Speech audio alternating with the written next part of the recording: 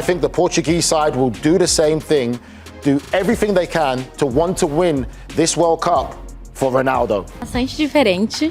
Eu acho que o brasileiro é mais sexy. With the expectation, Vitor, maybe a little bit more pressure. It's normal. Tournament, I think that could be a massive game changer in some sense of Deschamps having been there before, having done it obviously before, Tuchel discovering what a World Cup is, the tension, the pressure. This is a big moment. Just explain sort of this moment for Ronaldo. One shares the language, but the other claims the throne. It's the ultimate footballing paradox. Brazil's individual flair versus Portugal's tactical machine. In 2026, the gap is closing, but the data tells a surprising story. Who is actually the stronger side right now? Let's dive into the numbers. The tactical breakdown. Efficiency versus chaos. Let's talk tactical efficiency. Under Roberto Martinez, Portugal has evolved into one of Europe's most disciplined units. Their 2026 Euro qualifier stats show a staggering 88% passing accuracy in the final third.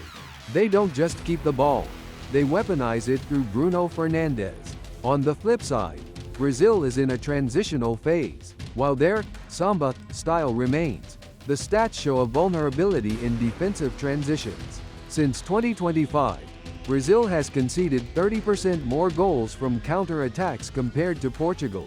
The verdict? Portugal is the more organized team, while Brazil relies on moments of individual magic. The star power index. Now, the star factor. In the US and EU markets, names drive clicks. The Vini Jr. era. Vinicius is currently the most valuable winger in the world. His 1v1 success rate in La Liga is unmatched. He is Brazil's primary engine. The Ronaldo factor.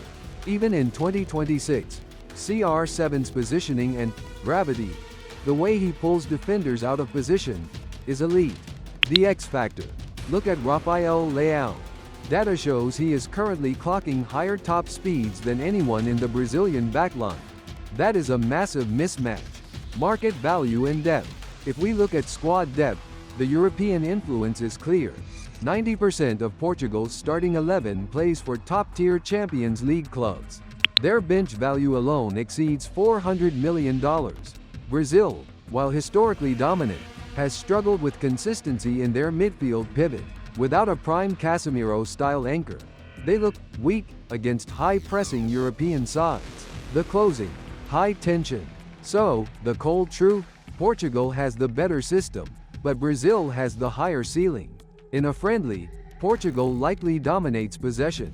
In a World Cup knockout, you can never bet against the yellow and blue. What's your take?